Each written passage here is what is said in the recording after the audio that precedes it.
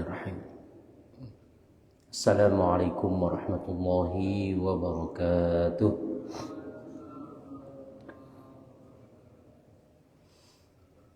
Alhamdulillahi rabbil alamin. Wabihi nasta'inu ala umuri dunya waddin. Wassalatu wassalamu ala ashrafil anbiya'i wal mursalin wa ala alihi wa sahbihi ajma'in. Subhanaka la ilma lana illa ma 'allamtana innaka antal alimul hakim. Rabbi shrah li sadri wa yassir li amri wahlul 'uqdatam min lisani yafqahu qawli. Allahumma faqqihna fid din wa 'allimna at-ta'wil wa habbibna ilal muslimin waj'alna lisana sidqin fil akhirin waj'alna min warathati jannatin na'im. Amma ba'du, jamaah kaum muslimin yang dirahmati Allah Subhanahu wa taala. Alhamdulillah, pertama-tama tidak lupa senantiasa kita menjadikan rasa syukur kepada Allah Subhanahu wa taala atas semua limpahan nikmat kebaikan yang masih diberikan kepada kita. Sampai dengan pagi hari ini kita masih diberikan kesehatan, umur panjang. Kita masih dapat sama-sama melaksanakan sholat subuh secara berjamaah pada pagi hari ini. Mudah-mudahan semua amal ibadah kita, yang besar maupun yang kecil, yang telah berlalu maupun yang akan datang, semua diterima oleh Allah Subhanahu wa taala. Amin ya rabbal alamin. Kita melanjutkan kembali kajian kita. Selasa pagi kita masih mengkaji kitab Saidul Khatir, Memburu Lintasan Pikiran. Kitab ini ditulis oleh Al-Imam Abdurrahman Ibnul Jauzi. Kitab yang berisi tentang nasihat-nasihat, wejangan, tausiah dari hasil pengamatan kehidupan yang beliau alami, yang beliau lihat, yang beliau rasakan.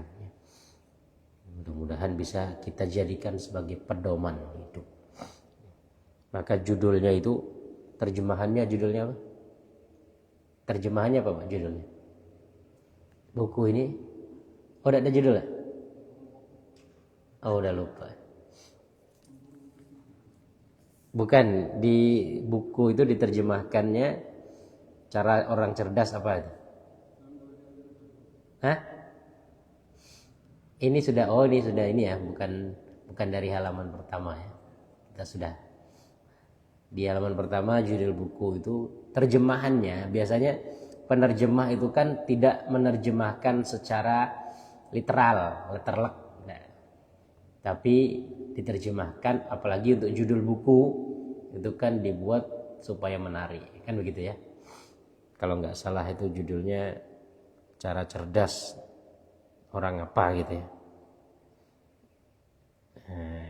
Intinya ya, buku ini walaupun secara judulnya Memburu Lintasan Pikiran, Saidul Khatir ya, tapi ini buku yang bisa kita jadikan sebagai panduan menjalani kehidupan kita ini agar kita selamat di dunia ini, terutama lagi nanti di akhirat.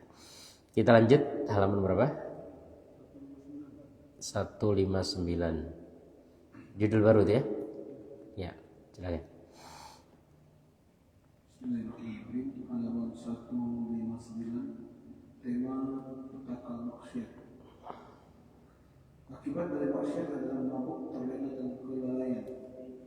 Adapun pemabuk tidak akan larut dalam kesenangan duniawi karena tahu akan ilmu tentang yang haram dan berhati-hati terhadap siksa. Tatkala kokoh maksiat, tatkala kokoh ma'rifatnya akan Tuhan, dia melihat dengan mata ma'rifatnya ilmu tanpa dekatnya zat yang melarang. Ia merasa bahwa hidupnya akan kotor jika ia terlena dengan kehidupan yang dilarangnya. Sebaliknya, jika hawa nafsunya telah memabukkannya, maka hatinya akan gelap dan tercemar serta tak bisa lagi menangkap makna sang Tuhan. Oke. Kita masuk ke judul baru ya. Di sini disebutkan judulnya petaka maksiat. Artinya hasil dari kemaksiatan yang dilakukan seseorang, akibat dari suatu kemaksiatan. La yanalu ladzatal ma'asi illa sukranu bil ghaflah. Orang itu dia tidak merasakan kenikmatan suatu maksiat kecuali orang yang mabuk, terlena, orang yang lalai. Artinya kemaksiatan itu pada hakikatnya dia tidak mengenakkan. Maka Rasulullah Shallallahu Alaihi Wasallam ketika ditanya tentang amal baik dan amal buruk, Rasulullah ditanya, ma huwa syarr? Asyarru ma haka fi sadrika wa karihta an yattali'a alaihi nas. Keburukan atau kejahatan atau maksiat itu sesuatu yang tidak mengenakkan hati dan kita takut diketahui orang. Ya. Jadi orang itu kalau berbuat keburukan, kemaksiatan atau kejahatan, maka dia nggak mau diketahui orang. Kalau orang itu benar, maka dia akan terbuka. Ngapain ditutup-tutupin, ya kan? Kalau ada yang ditutup-tutupin, ini berarti sudah ada yang harus dicurigai. Karena itu, fitrahnya keburukan itu menimbulkan sesuatu yang tidak mengenakkan dan takut ketahuan.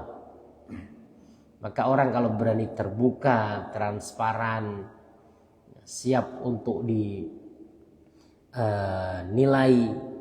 diaudit kalau sekarang ya, atau diperiksa, maka berarti dia benar. Kan seperti itu ya. Jadi keburukan itu sesuatu yang tidak mengenakkan hati, membuat tidak tenang.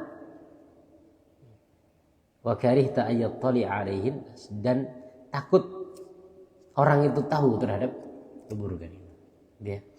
Maka sifat pertama keburukan tidak mengenakkan, kedua tidak mau diketahui orang, sehingga akan berusaha bagaimanapun ditutup-tutupi.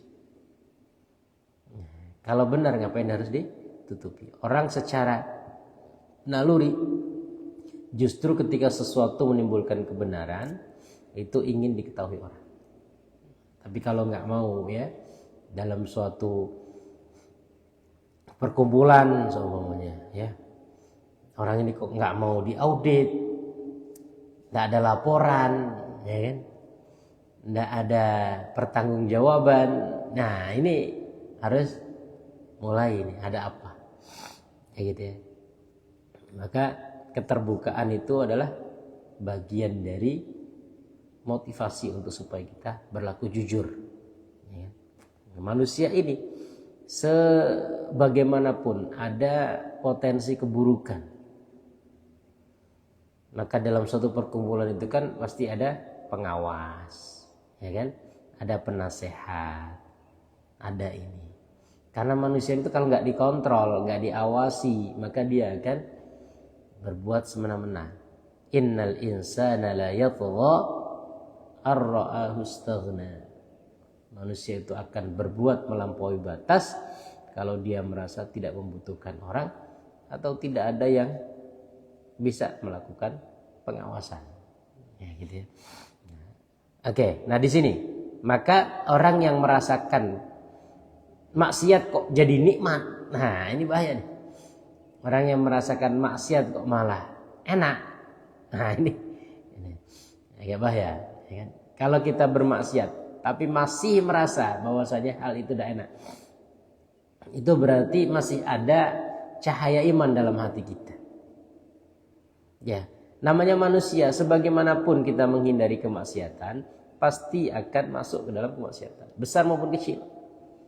Siapapun yang namanya manusia pasti ya, sadar tidak sadar, sengaja tidak sengaja, dia akan berbuat maksiat. Dia pernah dan akan, selama dia masih hidup, dia akan ada kemaksiatan dilakukan. Tapi ketika kita berbuat maksiat, masih ada perasaan tidak nyaman, tidak tenang, tidak enak, ya. Itu berarti kan masih ada cahaya iman. Tapi kalau orang udah maksiat, kemudian santai, ya kan, kayak nggak ada apa-apa, bahkan dengan kemaksiatan itu menganggap dirinya benar. Nah, ini yang bahaya. Ya. Fa'amal mu'minu fa'innahu la yaltadzu. Orang yang beriman tidak akan merasa nikmat dengan kemaksiatan. Kenapa? Li'annahu 'inda iltidzadzihi yaqifu bi'izaihi 'alamut tahrim. Karena ketika dia dalam tanda petik menikmati atau melakukan maksiat itu, dia tahu perkara itu tidak disukai kepada oleh zat, ya, oleh Allah yang menciptakan dia. Ya, jadi itu dia perasaan tidak enak. Ya. Tetapi kalau tadi berarti kan sudah hilang, nggak ada perasaan diawasi, dipantau, dilihat oleh Allah.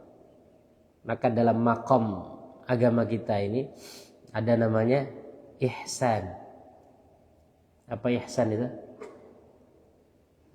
An ta'budallaha ka'annaka tarahu. Kamu menyembah Allah seakan-akan melihatnya. Fa in lam takun tarahu fa innahu yaraka. Kalau kamu tidak bisa merasakan melihat Allah, rasakan Allah melihat kamu. Ihsan disebut juga muraqabatullah. Muraqabatullah itu merasa Allah memantau, merasa diawasi terus. Ya kan? Merasa diawasi. Kita tuh kalau bekerja ada pengawasan, pasti ya kan? Jadi terjaga gitu. Mau berbuat yang aneh-aneh pasti nggak berani, ya kan? Di kantor ada CCTV semuanya kan? Pasti nggak mau macam-macam aneh-aneh. Tapi kalau enggak, ya sudah, orang akan berbuat apapun. Bahkan pencuri itu kadang-kadang kan kalau mau nyuri ngeliat ada CCTV, tidak jadi. Padahal di prank ya. Ada sekarang itu CCTV cuma ditempel. Ada banyak orang itu beli CCTV bekas, tempel aja Pak di dinding. Depan rumah atau belakang rumah. Tapi kan itu orang mau nyuri juga udah mikir, waduh ada CCTV, tidak jadi. Padahal cuma nempel aja kan.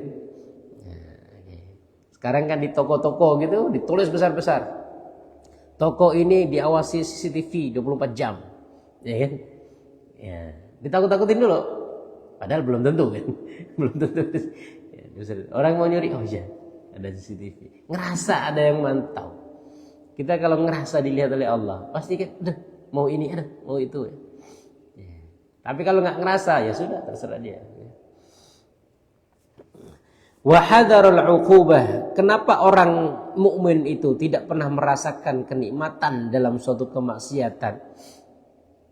Walaupun kata Roma Irama, yang enak-enak diharamkan, ya kan? Artinya yang haram itu malah enak. Pengalaman tak? Kok tahu? Yang haram-haram itu malah enak kok. Ya, yang halal kok udah enak. Nah, ini berarti kebalikan ini. Berarti hati kita lagi sakit. Ya, orang itu kalau lagi sakit, mau dikasih rendang, mau dikasih opor ayam, mau dikasih apapun, tidak akan merasa enak. Ya kan? Tidak akan merasa enak. Yang enak apa? Obat justru. Coba. Orang sakit itu makan tidak enak apa? Yang enak minum obat. Ya kan? Nah, orang kalau hatinya sakit, kebaikan itu nggak nyaman. Nah enak ngerasa berbuat baik. Tetapi maksiat justru malah ngerasa enak. Jadi orang yang beriman tidak pernah merasakan kenikmatan dari maksiat. Karena tadi dia ketika melakukan itu, dia tahu bahwasanya itu tidak dicintai oleh Allah. Wa hadaral uqubah. Kemudian dia juga berpikir tentang akibatnya. Kedepannya perkara ini, ya ujungnya nggak baik, akibatnya nggak baik, ya kan? Kalau kita melakukan sesuatu, tetapi kita tahu bahwasanya efeknya itu nggak baik, pasti kita juga nggak merasa nyaman. Ya, kita nggak merasa nyaman. Maka salah satu nikmat Allah Jamaah sekalian, salah satu nikmat Allah kepada manusia adalah dia tidak diberitahu tentang perkara ghaib. Ya. Jadi kita nggak tahu perkara ghaib masa depan. Itu nikmat. Karena kalau kita tahu malah nggak bisa tidur. Ya kan? Wah, nanti mau ada keburukan yang menimpa kita ini. Udah.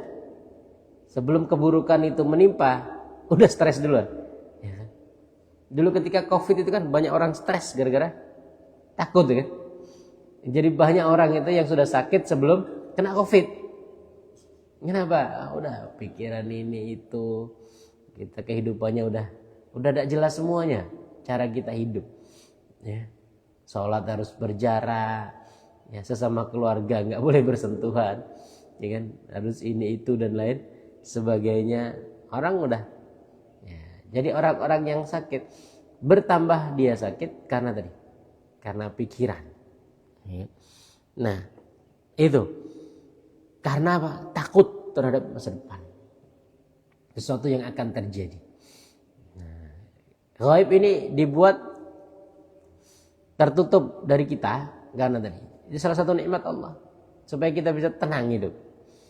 Ya, kita bisa menjalani yang saat ini lah. Masalah nantinya udah nggak usah dipikirin. Ya kan? Kalau kita sudah mikirin sesuatu yang buruk yang akan terjadi, udah nggak tenang. Nah, orang yang beriman dia tidak merasakan kenikmatan maksiat karena tahu akibatnya nanti, ya, hukumannya nanti. Fa in qawiyat ma'rifatuhu ra'a bi'aini ilmihi qurban nahi. Ketika ma'rifat kepada Allahnya kuat, imannya sedang kuat maksudnya, ya, maka dia mengetahui bagaimana dekatnya dia dengan Allah. Ya. Wa huwa ma'akum aynama kuntum. Allah bersamamu dimanapun kamu berada. Ketika di masjid Allah bersama kita, di pasar juga Allah bersama kita, di kantor juga Allah bersama kita. Kenapa kita baiknya cuma di masjid? Ya, ngelihat orang baik di masjid biasa. Ya itulah memang. Tetapi ngelihat orang baik di pasar kan susah. Ngelihat orang baik di kantor kan susah. Ngelihat orang baik di pantai, ya, susah. Ngelihat orang baik apalagi di tempat-tempat, ya, dalam tanda petik kemaksiatan, susah. Padahal Allah berada bersama dengan kita dimanapun kita berada. Nah, ini maksudnya Allah mantau kita, melihat kita. Kalau kita takut di masjid, orang kan kadang-kadang takut maksiat di masjid, kan? Jangan ini di masjid masa kayak gitu, kan? Tapi ketika di pasar, padahal Allah melihat kita dimanapun kita berada. Fayatanaghasu 'aishuhu fi hali iltidadhihi. Fa in ghalaba sukrul hawa kana al-qalbu mutanaghisan bihadhihi al-muraqabat wa in kana tab'u fi syahwatihi wa ma hiya illa lahdhah. Dan ketika seseorang merasakan kenikmatan dalam tanda petik kemaksiatan tadi, ya, itu sebenarnya hanya sementara, sekejap saja, sebentar. Setelah itu, ya, penyesalannya panjang. Oke, lanjut.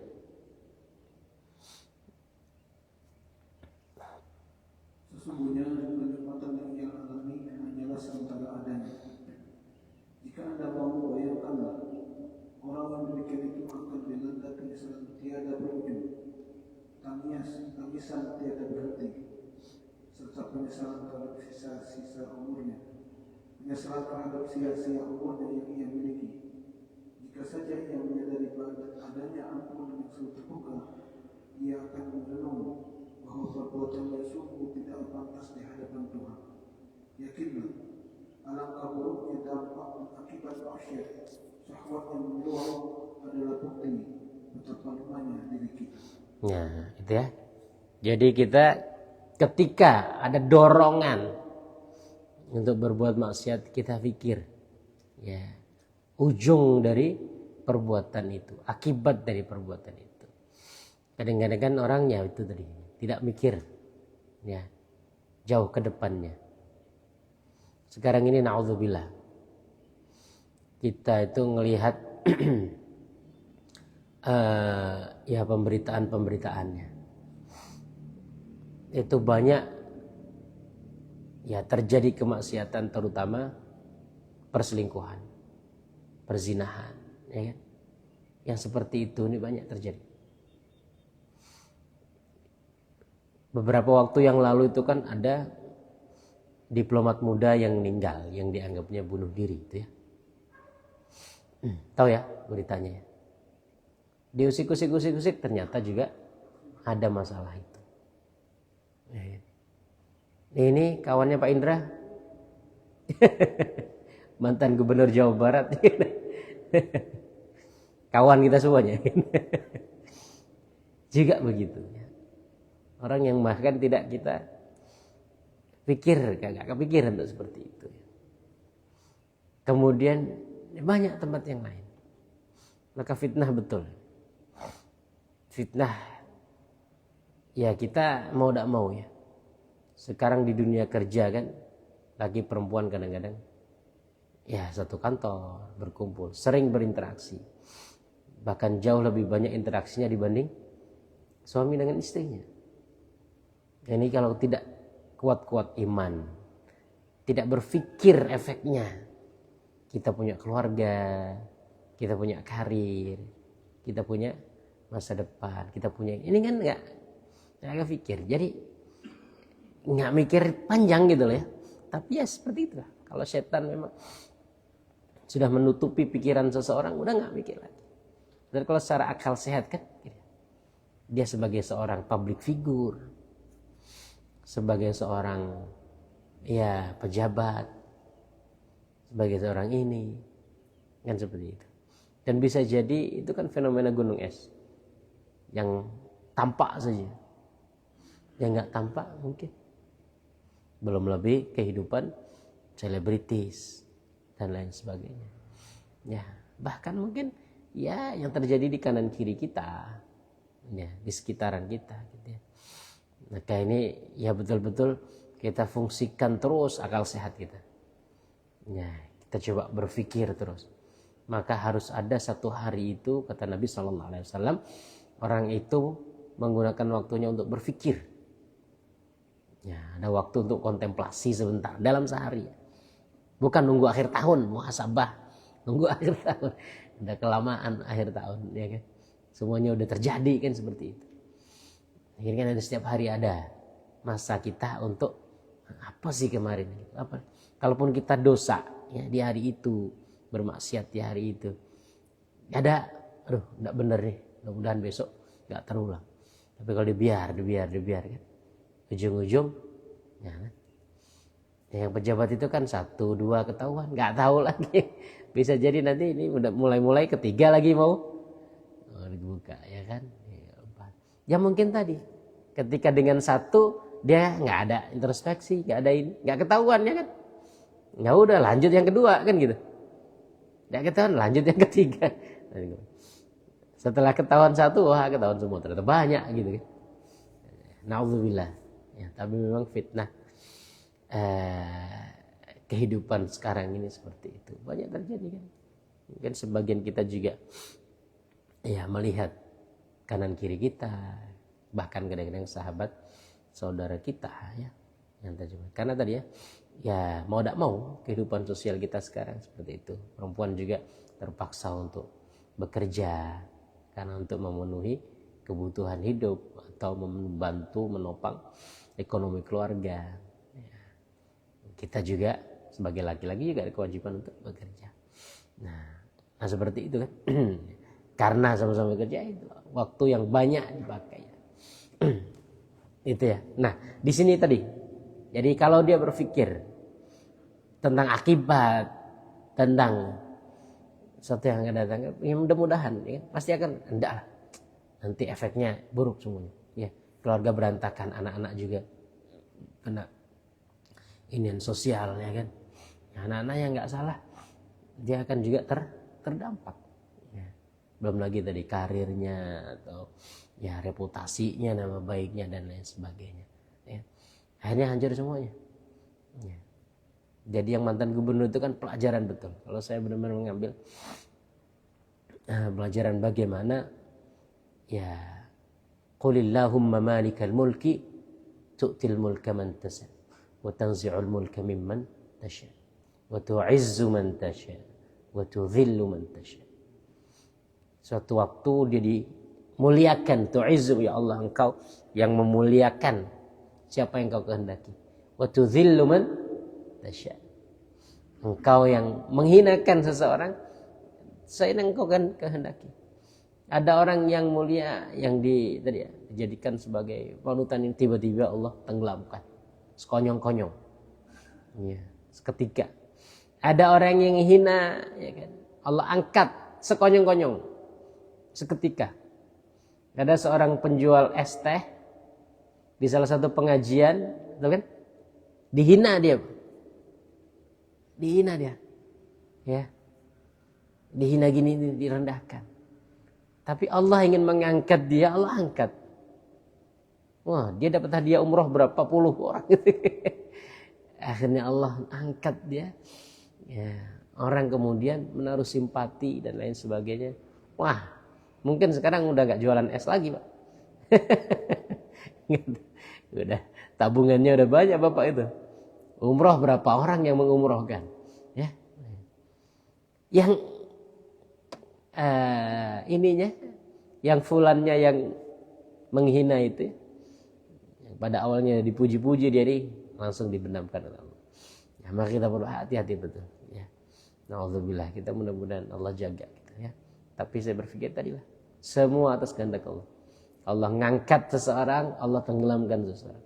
Allah berikan kekuasaan kepada seseorang, Allah ambil kekuasaan dari seseorang. Enggak ada yang bisa menghalangi. La mani'a lima a'tait wa la mu'tiya lima mana'at. Ya Allah, tidak ada yang bisa memberikan apa yang kau halangi. Tidak ada yang menghalangi, bisa menghalangi apa yang kau berikan. Wa la yanfa'u dzal jaddi minkal jadd. Tidak ada orang yang punya kekayaan sebesar apapun, punya kekuasaan sebesar apapun yang bermanfaat di hadapan Allah. Artinya kalau berhadapan dengan Allah, kekayaan bagaimanapun, ya, kekuasaan bagaimanapun udah hilang, ya, nggak akan berguna. Kalau lawannya Allah. Oke, nah, jadi itu ya. Jadi kita perlu berpikir, ya, memaksimalkan kembali, ya, akal sehat kita. Karena cara setan untuk menjerumuskan kita ke dalam suatu kemaksiatan, menutupi pikiran kita sehingga tidak lagi berpikir sehat, ya, sehingga sudah orang udah inilah, ya, udah nggak mikir istilahnya, ya. Udah nggak mikir. Oke, kita lanjut.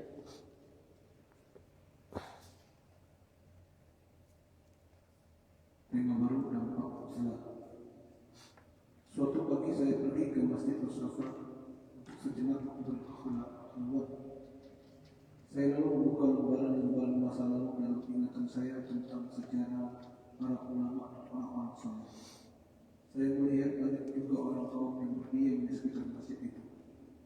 Lalu saya bertanya kepada mereka, sejak kapan engkau berdiam di tempat ini? Ia lalu mengisyaratkan sekitar 40 tahun. Saya mendapati mereka tinggal dalam rumah yang sangat kumuh dan kotor. Hal ini membuat saya semakin berpikir bagaimana mereka bisa bertahan hidup seperti itu. Tiba-tiba jiwa saya menganggap hal itu sangat baik, tetapi kemudian ia mengutuk dunia dan tipu dayanya yang saling menjerumuskan. Pikiran saya kemudian memberontak dan mengingkari apa yang dibisikkan oleh jiwa saya tadi. Pengetahuan ini pun bangkit untuk menyelidiki hakikat persoalan yang sebenarnya. Ternyata syariat memuatkan apa yang dibisikkan oleh ilmu kepada hati saya. Oke. Uzlah, apa arti uzlah? Uzlah itu artinya menyendiri. Ya. Jadi ada satu ajaran bisa dikatakannya di mana kita itu tadi perlu uzlah. Kita perlu menghindarkan diri dari suatu kemaksiatan yang nggak bisa kita tolak gitu ya, sehingga kita harus menghindar. Uzlah. Ya. Tetapi uzlah ini ada baik ada buruknya. Ini ada satu kisah Imam Ghazali. Imam Ghazali itu dalam salah satu tahapan hidupnya, beliau itu jadi ulama besar, terkenal, bisa dikatakan kalau sekarang profesor di universitas Nizamiyah gitu ya. Jadi universitas terbesar di zaman itu. Ya, beliau ini guru besarnya gitu. Sehingga banyak muridnya dan lain sebagainya. Tapi dengan popularitas yang beliau dapatkan, dengan posisi yang beliau dapatkan, beliau berpikir, apa sih dunia ini kan? Jadi ya banyak dinamika kan, banyak masalah istilahnya. Ya. Semakin tinggi posisi seorang, kan semakin banyak masalah yang dihadapi. Seperti itu. Akhirnya kemudian beliau berpikir uzlah, menyendiri. Ketika menyendiri, beliau itu bermimpi didatangi guru-gurunya. Wahai Ghazali, kamu diciptakan bukan untuk itu. Artinya kalau menyendiri itu mengandung kebaikan, maka nabi-nabi itu pasti hidupnya di gunung-gunung. Ya kan? Nabi itu hidupnya di kebun-kebun, nyendiri, bikin pondok sendiri, situ sendiri, berzikir, berkholwat, ya, sholat, baca Quran dah. Ya, orang kalau mau ibadah sendiri kan begitu.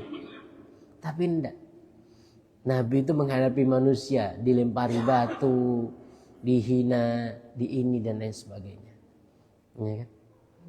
Dan dengan itu mereka mendapatkan posisi istimewa di sisi Allah. Jadi manusia-manusia terbaik. Jadi kadang-kadang tadi ada keinginan sebagian orang yang ingin menyendiri supaya bisa fokus ibadah. Nah, ya, nggak usah ngurusin ini, ngurusin itu dan lain sebagainya. Fokus ibadah, ya. Dah, hidup di kebun, ya kan, nanam cabai di situ, ya kan, nanam tomat situ, nanam sayur di situ, kalau perlu bersawah di situ, ya kan. Dah, ya udah ngurus masjid, ngapa ngurus masjid, banyak masalah, ya kan. Nggak usah ngurus ini dan ngurus ini itu ya, banyak konflik kan begitu ya, kadang-kadang gitu ya. Tapi tadi kalau seperti itu ya Nabi harusnya sudah melakukannya, tapi kan enggak. Nabi ya hidup di tengah masyarakat berdinamika dan lain sebagainya, memang butuh kekuatan hati. Kita ini kan hidup di tengah masyarakat, kadang-kadang bener aja disalahin. Betul lah. Kadang-kadang benar disalahin. Apalagi salah kan gitu. Kalau begitu. Kadang-kadang kita sudah berbuat baik, nggak dianggap. Sedikit kita berbuat salah, udah itu. Ya. Kita diomongin ini, itu dan lain sebagainya. Ya itulah fenomena kehidupan sosial kita. Nah, maka ada orang yang kadang-kadang uzlah, jadi menyendiri, udahlah. Atau bahkan dia udah di masjid aja, ibadah aja, ya, nggak usah ngurus ini, nggak usah ngurus itu. Nah di sini tadi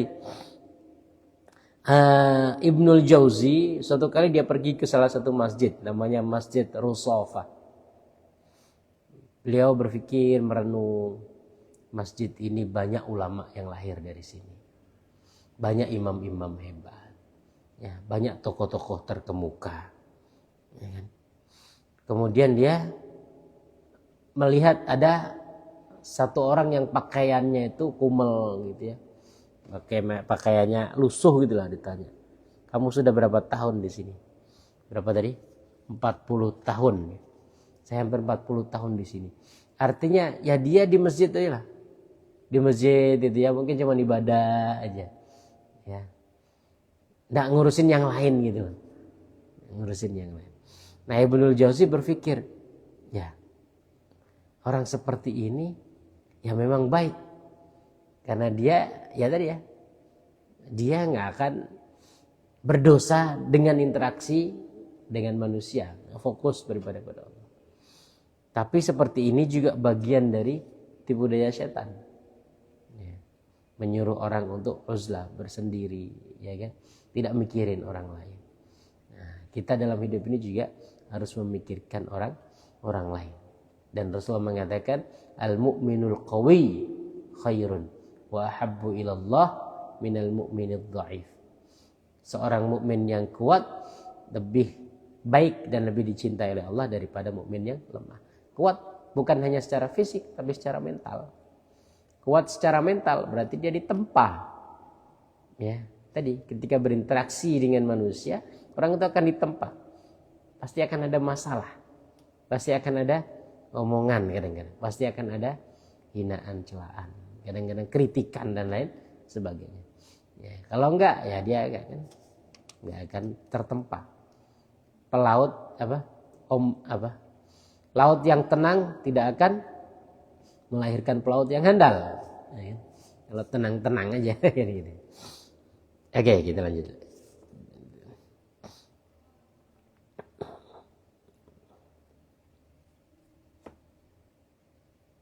Tiba-tiba jiwa saya menganggap mereka sampai, tapi kemudian dia mengutuk dunia dan tipu-daya yang sering mengganggu.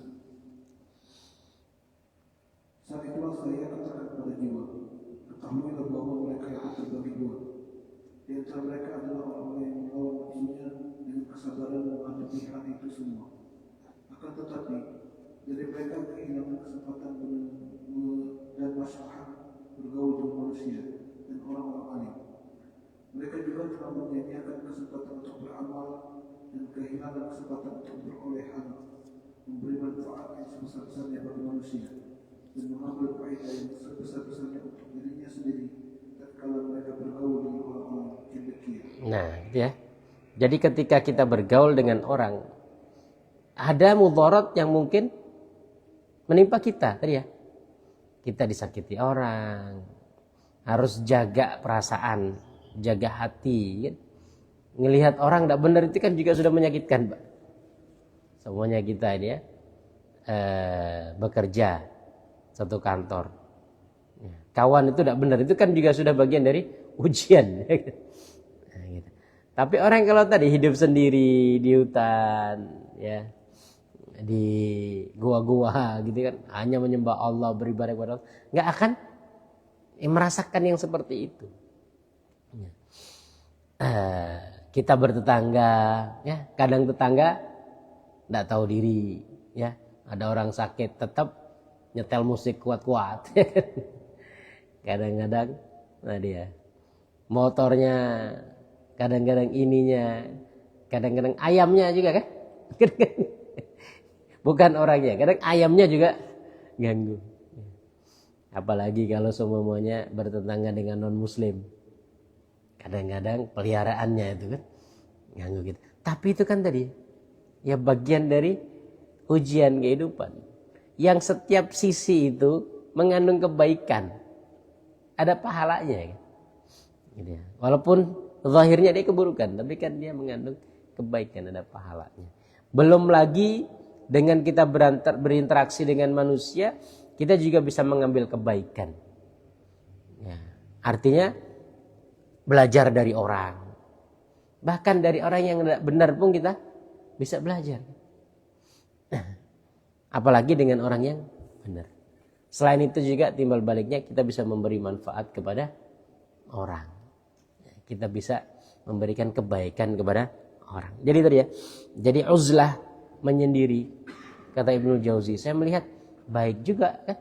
Orang kalau fokus beribadah, ya kan, hidupnya hanya di masjid atau tadi ya sampai dia menyendiri di gua-gua. Kalau zaman dulu ada Pak, gua-gua ya, ke gunung-gunung.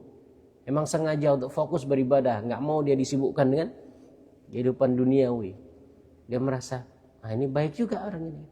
Tapi setelah dipikir lagi, ya enggak juga. Banyak kebaikan yang mereka tinggalkan. Dengan berinteraksi dengan seperti ini kan kita bisa belajar, Anda bisa hadir pengajian. Ya kan? Juga bisa ngasih manfaat ke orang lain. Nanti dari sini semuanya sebagian antum ya kemana? Di rumahnya ada majelis lain, nyampaikan, kemarin kami di Kubatima ini kajiannya tentang ini, ya kan, ngobrol sambil ngopi lah kan, ya kan? Ngopi, ngobrol perkara ilmu, ya kan. Nah, akhirnya ada Ya, ada kebaikan, kita mendapatkan kebaikan, kita juga bisa memberikan kebaikan. Ya. Nah, mereka telah menyia-nyiakan kesempatan untuk beramal. Itu juga bagian dari amal. Jadi banyak amalan dalam Islam ini yang tidak kita sadari sebagai amalan. Banyak ibadah dalam Islam ini yang tidak kita sadari sebagai ibadah. Bayangin, Rasulullah mengatakan, tabassumuka fi wajhi akhika shadaqah. Senyummu di hadapan saudaramu adalah sedekah. Ya kalau seumpamanya orang itu menyendiri tadi ya, uzlah di gunung-gunung, mau senyum sama siapa? Menyendiri dia di gua-gua di laut sana, dia apa ya kan? Menyendiri. Dia mau senyum-senyum sama siapa? Ya kan? Kita ketemu orang ini kan, baik maupun buruk, ya orang itu senang kita bedak, kita senyumin, nah sedekah. Berarti udah banyak pahala kan? Pagi-pagi ini kita sudah senyum-senyum. Sudah banyak pahala sedekah. Tapi kalau sendirian, nggak ada interaksi dengan manusia, dia memang secara zahirnya kayak baik dia. Ya, fokus beribadah kepada Allah. Tetapi dia juga kehilangan kesempatan untuk beramal dengan amalan yang lain. Jadi dia banyak amalan dalam Islam ini yang tidak kita sadari sebagai amalan. Banyak ibadah dalam Islam yang kita tidak sadari sebagai ibadah. Ya, salah satunya kayak diantaranya adalah ketika tadi berinteraksi dengan manusia. Itu kata Ibnul Jauzi. Ya. Kehilangan kesempatan memperoleh anak. Nah, dia menyendiri uzlah mau nikah sama siapa, ya kan? Dengan kita interaksi, ya kan? Menikah punya anak. Ada yang mendoakan kita, ya kan? Ada yang ya kita harapkan kebaikannya. Anak itu adalah tanaman kita. Jadi dia kalau baik akan mengalirkan kebaikan kepada kita. Kalau menyendiri, ya uzlah itu dia membujang selamanya, ya siapa yang akan mendoakan kita. Oke, lanjut. Akhirnya mereka menderita kesendirian yang dalam dan tak tertolong, hingga tabiatnya menjadi kering kerontang dan akhlaknya pun ribu. Mungkin juga mereka akan menjelaskan penyakit akibat tidak tersalurkannya sperma pada tempat yang seharusnya, hingga rusak badan dan akalnya. Ya. Bisa juga kesendiriannya itu akan menimbulkan gangguan kejiwaan yang berat, hingga menganggap dirinya saat ini berada di barisan para wali dan lagi dan tak lagi punya rasa peduli yang tinggi. Bisa juga muncul setan yang membuatnya menghayalkan lahirnya karamah dari dalam dirinya sebagai buah kedekatannya dengan Allah. Nah, itu ya. Akhirnya banyak timbul kerusakan. Pertama kerusakan secara fisik, Pak. Kita sebagai manusia ini tadi kan Allah tanamkan naluri hasrat biologis. Ya. Ada kecondongan mencintai lawan jenis. Ada nafsu yang harus kita salurkan, kan seperti itu. Ya kan? Nah, kalau tidak ada itu akan merusak tubuh. Ya memang fitrahnya begitu. Allah jadikan seperti itu. Islam tidak pernah menghilangkan fitrah. Kemarin saya itu ditanya salah seorang mahasiswa, Pak, kenapa kita itu harus berbagi? Ya gitu. Kenapa kita itu nggak boleh pelit? Jawabannya apa? Ya karena pelit itu dosa kan kita aja kan. Karena pelit itu dosa. Karena berbagi itu baik. Tapi kan jawaban seperti itu terlalu dangkal. Ada nilai filosofisnya. Kita sebagai manusia disebut dengan makhluk sosial. Kita membutuhkan orang lain. Ada kelebihan, kekurangan yang Allah berikan kepada setiap kita. La tahtaqir man dunaka falikulli syai'in maziyah. Jangan menghina, merendahkan orang lain selainmu karena setiap orang punya kelebihan. Ada kelebihan. Setiap orang juga punya kekurangan. Maka ada interaksi, timbal balik, saling melengkapi. Jadi berbagi, sedekah, memberi, ini adalah bagian dari cara kita menjalani naluri fitrah kita. Fitrah sebagai makhluk sosial, berbagi ke orang lain, memberikan orang lain juga memberi, kita juga menerima. Nah, ketika orang itu pelit, dia itu bukan hanya nggak baik tadi, dia sudah menghilangkan fitrah dia sebagai manusia, karena dia egois, ya kan? Sementara manusia diciptakan sebagai makhluk sosial.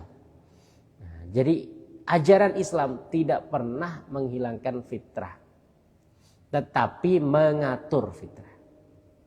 Tadi ya, fitrah kita mencintai harta, semua orang. Harta itu dalam bahasa Al-Quran disebut dengan khair, ya kan? Lihubbil khairi lasyadid. Manusia itu mencintai harta, benar-benar cinta. Orang nggak cinta harta, ini berarti tidak waras. Benar, tidak waras. Orang dikasih duit tidak mau, itu berarti tidak waras. Tetapi Islam ngatur. Orang dikasih duit, ya nalurinya, fitrahnya dia nerima. Tapi duit dari mana? Kalau pencucian uang, ya jangan.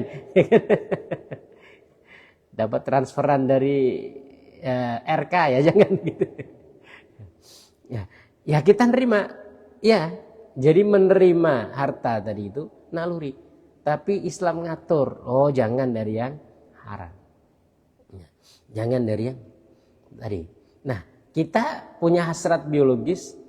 Islam tidak menghilangkan itu. Jangan menikah, ya kan teman-teman? Atau melarang menikah, tidak. Itu menghilangkan fitrah. Tapi Islam mengatur dengan siapa kita boleh menikah. Ada mahram, orang-orang yang nggak boleh kita nikahi, ya kan? Ada yang boleh dinikahi. Batasan berapa kita menikah, ya kan? Kemudian bagaimana pernikahan itu dilangsungkan? Ya maksudnya bagaimana dilangsungkan? Ada saksi, ada ini, ya kan? Jangan hanya seneng sama seneng kemudian langsung udah lari ke pantai, ya kan? Ya enggak, harus ada saksinya, ada walinya, ya kan? Diatur seperti itu. Supaya apa? Supaya jelas. Nasabnya nanti jelas, ya kan? Kemudian nanti kalau ada waris-warisan juga jelas. Nah, kalau orang nikah-nikah sendiri, ya, habis itu cerai-cerai sendiri. Anaknya anak siapa kan? Ya kan tidak jelas gitu. Maka Islam tidak menghilangkan fitrah, tapi dia mengatur fitrah. Salah satunya tadi ya, fitrah menikah. Kalau hasrat itu tidak disalurkan, maka dia juga merusak tubuh secara ini, ya, secara fisik. Zahir kita juga rusak. Kemudian selain itu juga, nah tadi ya, ini kalau orang dia uzlah kan, dia menyendiri tadi, tidak menikah, akhirnya secara fisik bisa merusak karena hasrat biologis tadi tidak tersalurkan. Yang kedua, bisa jadi setan itu masuk. Maka banyak orang yang ketika setelah menyendiri itu ngaku jadi wali, ya kan? Ngaku punya karomah ini, punya karomah itu, bahkan ngaku nabi, ya kan? Ngaku bisa bicara dengan malaikat, ya kan? Ngaku bisa ini itu dan lain sebagainya. Nah, ini banyak kejadian itu ya, banyak orang yang setelah itu tadi, setelah menyendiri, setelah dia bertapa kayak gitu, akhirnya ujung-ujung ngaku sebagai wali, ngaku sebagai ini, ngaku sebagai itu, punya karomah ini, punya karomah. Yang aneh itu ada aja yang ikut ya. Itu Pak, saya itu mikir juga. Ada orang kayak Mama Gufron itu, ada yang ikut ya. Orang dibodohin bahasa Suryani, makoli. Saya mikir, kok ada orang yang percaya? Jamaahnya banyak Pak, melebihi jamaah kita lah pasti kan. Coba kita yang kayak gini ya, wajah tuh wajihia lah kan. Ini ya Mama Gufron itu, jamaahnya banyak, ya kan? Aduh, murid juga ada. Ya, ada orang tua yang nyekolahkan ke dia. Wah, saya mikir juga. Astagfirullah, ini orang Indonesia aneh-aneh aja. Pokoknya apapun itu ada pengikutnya ya. Ngaku nabi juga ada yang ikut. Ya. Tapi kalau agak berilmu dikit kan tidak masalah. Ya kan? Orang menipu orang karena dia mungkin kelihatan berilmu, pintar dan lain sebagainya. Ini udah kelihatan kayak gitu ada juga. Ya. Bahasa Suryani lah, bahasa ini. bahasa semut. Ada ya, dan pengikutnya lebih banyak daripada kita gitu ya, daripada jamaah masjid ini lah. Ini yang mungkin bisa kita kaji ya untuk hari ini. Insyaallah kita belum selesai dari materi tentang uzlah, tapi intinya seperti itu ya. Ada baiknya suatu waktu kita mungkin perlu menyendiri ya untuk tadi ya menjernihkan pikiran. Tapi setan kadang-kadang membisikkan supaya kita nggak mau berinteraksi dengan orang lain, padahal di situ juga banyak kebaikan. Subhanakallahumma wa bihamdika asyhadu an la ilaha illa anta astaghfiruka wa atubu ilaik. Assalamualaikum warahmatullahi wabarakatuh.